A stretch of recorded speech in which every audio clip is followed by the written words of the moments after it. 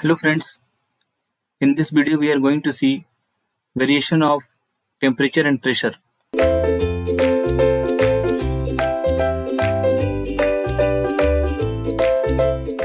So here we are going to see how the temperature varies with the altitude. So this is a very important topic. We are having some gate question from this particular topic. So actually if you look at this diagram or chart here, troposphere, there are various layers of sphere mentioned here, like troposphere, stratosphere, mesosphere and thermosphere. So most of the time you can see the variation is linear, you can see.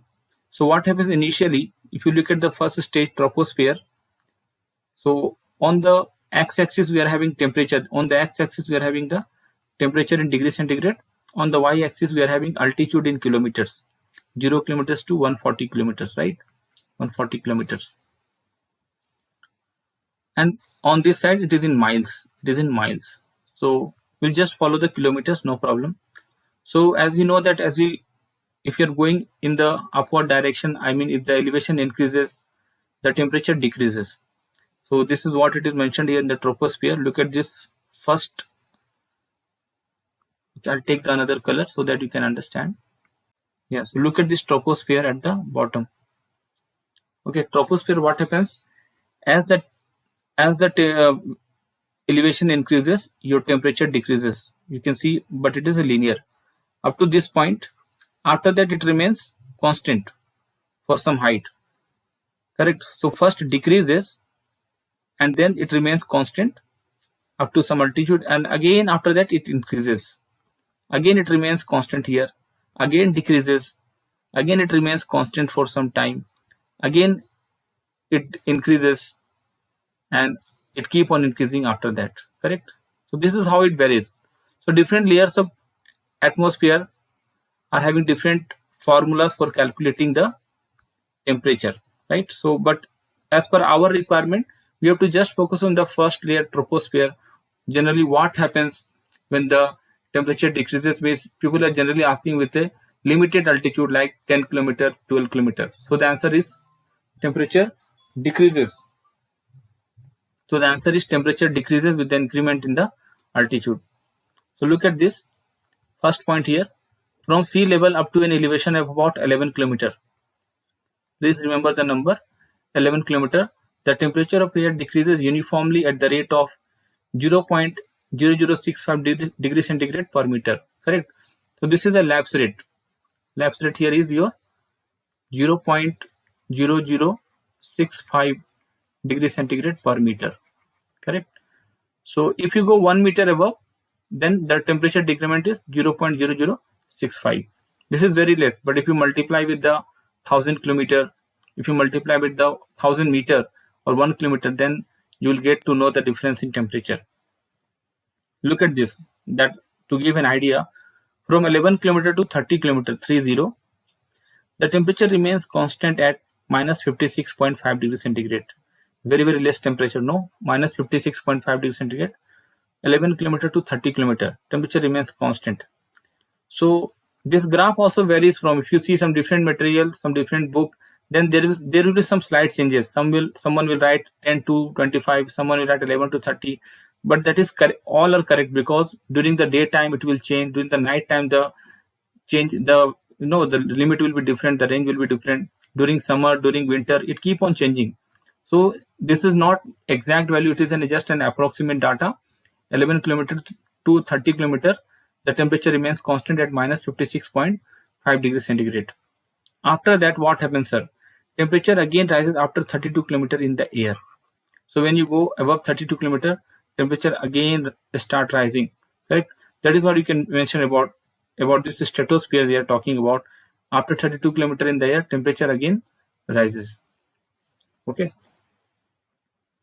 So if you want to know the calculation of minus 56.5 degrees centigrade, so you can take the current temperature, room temperature, let us say it is 15 degrees centigrade, correct? 15 degrees centigrade, and you're going up. So minus the lapse rate per meter, 0.0065 degrees centigrade, correct, per meter.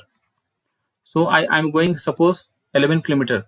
So 11 kilometer, how much meter it is? 11,000, correct? 11,000 meter. So if you calculate this value, you will be getting, I will calculate, wait. So 15 minus 0.0065 into 11,000 minus 56.5. See, exactly I'm getting minus 56.5 degrees centigrade, correct? So I hope you understand how I'm getting this value. Plus 15 degrees centigrade, the room temperature, let us say a standard value, minus, because it's a lab set, the value is decreasing. So 0.0065 degrees centigrade into 11,000. Okay, we'll go to the next slide to see the variation of pressure also. Now here we are going to see pressure at a point in a compressible fluid. Suppose we want to find the value of pressure at any point in the compressible fluid. Compressible fluid example, can you tell me? Like gases. Compressible fluid example is your gases. All gases are readily, or you can say easily, compressible, whereas liquids are generally considered as incompressible fluid. So look at the first one, isothermal process. What is the meaning of isothermal? Isothermal means temperature is equal to constant. So we have this particular relation, very important. This formula you have to remember. If you want to derive, you can derive it, but better if you remember, it will be easy for you to solve the gate problem or to just answer the simple question in the gate examination. If the process is isothermal, we are getting this equation P by P naught equal to E exponential to the power of minus Gz by RT naught. Because this is the first equation, you may be surprising, sir, from where and how we are getting this expression. So for this, I am having a derivation also in the next slide. Okay, we are going to see the derivation also. Okay, derivation is very simple. After that, similar derivation also applicable to this equation, to adiabatic. What is adiabatic meaning? Adiabatic means no heat transfer. Adiabatic means no heat transfer, correct? And you know, reversible adiabatic is isentropic process, correct? So isentropic process is written as PV to the power gamma equal to constant, correct? Or sometimes they will write PV to the power K. PV to the power K equal to constant. What is K or gamma? K or gamma is nothing but ratio of specific heat. That is your K or gamma equal to ratio of specific heat Cp by Cv equal to, correct, gamma, or 1.4 for air, this value, ratio of specific heat. So for the second process, that is adiabatic process, this formula is applicable for finding the pressure at any point in the compressible fluid. Okay, pressure at any point in the compressible fluid. So P equal to P naught 1 minus K minus 1 by K Gz by RT naught to the power of K by K minus 1. Or you can write 1 minus gamma minus 1. K is gamma, same, you can replace also. Gz by RT naught, gamma by gamma minus 1. So what are the terms present here? Look at this P naught. What is P naught, sir? P naught is the absolute pressure at sea level or ground level, correct? That is atmospheric pressure, that is 101325 Pascal. Z is the height of sea from ground level. Z is the height of sea or ground level. That is the height from sea level or ground level. Height, that means you have to measure the height from the sea or ground. R is gas constant. Yeah, question is, sir, which gas constant? R is your characteristic gas constant. Point to be noted. R is your characteristic. R is your characteristic gas constant. Okay, because there are two gas constants. One is universal gas constant. So R is your characteristic gas constant. And T is absolute temperature. That means you have to write in Kelvin. Absolute temperature means Kelvin. I hope you understood all the terms. So what is P, sir? The P is the pressure at the point where you want to find. So this P equal to P naught, ground level pressure you take, absolute pressure, that is absolute pressure. I hope you understand now. Absolute pressure, atmospheric plus gauge pressure. Then E to the power minus Gz by RT. So G is your acceleration due to gravity. Z is the height from sea level. R is gas constant. T is temperature in Kelvin. Same thing here. All the terms are same only except gamma. P naught is there. Gamma, I told you what is K or gamma. Ratio of specific heat, Cp by Cv, that is 1.4 for air. This is only applicable for air because Cp Cv will change for as different gases. and gz already it is same as the last expression RT naught K by K minus 1. So where P naught T naught again mentioned here, where P naught T naught are the pressure and temperature at sea level, and it is also mentioned very nice, K equal to 1.4 for air. Okay. Now in this next slide we are going to see definitely the derivation of the first one. Look at this. Pressure at a point in a compressible fluid isothermal. So from the hydrostatic, so hydrostatic we have studied no. From the hydrostatic, what is the equation? Hydrostatic rate of change of pressure in a vertically downward direction must be equal to specific weight W, which is equal to rho g. Correct? If you do that integration, after integration we are getting P equal to rho g z. Correct? I hope you remember this equation. P equal to rho g z. Okay. So same thing it is mentioned here. Dou P by dou z equal to W rho g from hydrostatic. So dou P by dou z, can I write rho equal to P by RT? Can I write rho equal to P by RT? From where, sir? Because we know this equation PV equal to MRT. We know this equation PV equal to MRT. Correct. And what is mass by volume? Can I write mass by volume RT? What is mass by volume? Density, rho RT equal to P. So therefore definitely your rho is equal to P by RT. Correct. So rho is equal to P by RT. G is constant as it is mentioned. Then take this P on the left hand side, dou P by P, and G by RT dou Z. So dou Z, one differential on this side, one differential on other side. So dou P by P equal to G by RT is constant. G is also constant. R is also constant. T is also constant. Why T is constant? Look at the heading, isothermal temperature equal to constant. Correct? Isothermal temperature constant. So G is constant, R is constant, T is constant, dou Z is the variable. Now dou P by P. Dou P by P equal to minus, we have to write here G by RT dou Z because we are going in the upward direction. If Z measures in vertically upward direction, so we are trying to find out the pressure in the upward direction. So Z is positive downward. If you are going upward, so it is negative. So Z measures in vertically upward direction. If Z measures in vertical direction, so Z is, I write Z is positive in downward direction. Okay, please understand, downward direction. So if you're going upward, Z will be negative because we want to find out in the compressible fluid air. So we are going in the upward direction. So minus sign. Now integrating from P naught to P, dou P by P minus sign from, and here Z naught to Z, the constant G by RT into dz. So what happens here?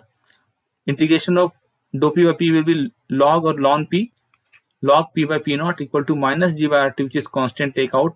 And if you integrate dou Z, you will be getting Z after putting the limit Z minus Z naught. So I want to remove this log sign. So everything will go to the other side and become to the power of exponential.